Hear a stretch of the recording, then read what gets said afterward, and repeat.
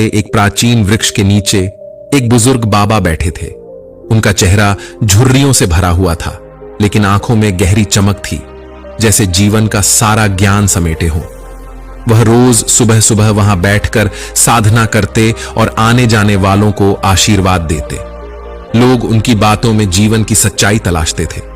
एक दिन गांव में एक नौजवान लड़का आया जिसका नाम अर्जुन था। वह अपने जीवन में खोया हुआ और असमंजस में था। अर्जुन ने हाल ही में पढ़ाई पूरी की थी और अब समझ नहीं पा रहा था कि उसे जीवन में क्या करना चाहिए। लोग उसकी परेशानी समझते थे, पर कोई उसे सही रास्ता नहीं दिखा पाता। किसी ने उसे बाबा के पास जाने की सलाह दी। वह बाबा के पास गया और नम्रतापूर्वक बोला, गुरुदेव, मैं जीवन में बहुत उलझा हुआ हूं। मुझे समझ नहीं आता कि किस दिशा में जाना चाहिए। कृपया मुझे मार्गदर्शन दें। बाबा ने कुछ देर शांत होकर उसकी बातें सुनी, फिर मुस्कुराते हुए बोले, बेटा, यह जीवन एक यात्रा है और इसमें सही दिशा कोई और नहीं बता सकता। उसे तुम्हें खुद खोजना होगा। लेकिन मैं तुम्हें एक छोटी कहानी सुनाता हूं, शायद इससे तुम्हें कुछ समझ आएगा। बाबा ने आंखें बंद कर लीं और बोलना शुरू किया। बहुत समय पहले एक किसान था। उसके पास 2 बैल थे जो खेत में हल जोतते थे। एक दिन किसान ने देखा कि दोनों बैल हमेशा अलग अलग दिशाओं में खींचने की कोशिश करते थे, जिससे काम पूरा नहीं हो पाता था। तब उसने दोनों बैलों को एक साथ एक दिशा में चलने की शिक्षा दी। धीरे धीरे उन्होंने समझा कि एक दिशा में चलने से काम आसान हो जाता है और खेत जल्दी तैयार हो जाता है। अर्जुन ने ध्यान से कहानी सुनी, पर वह अब भी उलझन में था।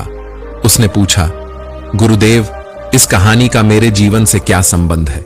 फिर बाबा ने धीरे से कहा, बेटा, तुम्हारे मन और बुद्धि 2 बैलों की तरह हैं। अगर वे अलग अलग दिशाओं में खींचेंगे तो तुम जीवन में उलझे रहोगे, लेकिन अगर तुम उन्हें एक ही दिशा में साधना सीख जाओगे तो जीवन सरल और स्पष्ट हो जाएगा। मन की शक्ति को सही दिशा में लगाओ और तुम्हारा रास्ता तुम्हें खुद मिल जाएगा।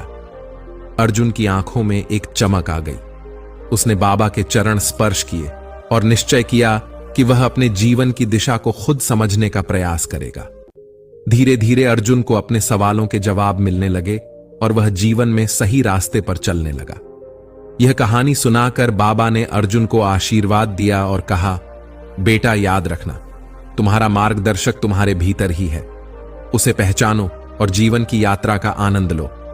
उस दिन के बाद अर्जुन ने जीवन को नए नजरिए से देखना शुरू किया और धीरे धीरे उसकी सारी उलझनें सुलझती चली गईं।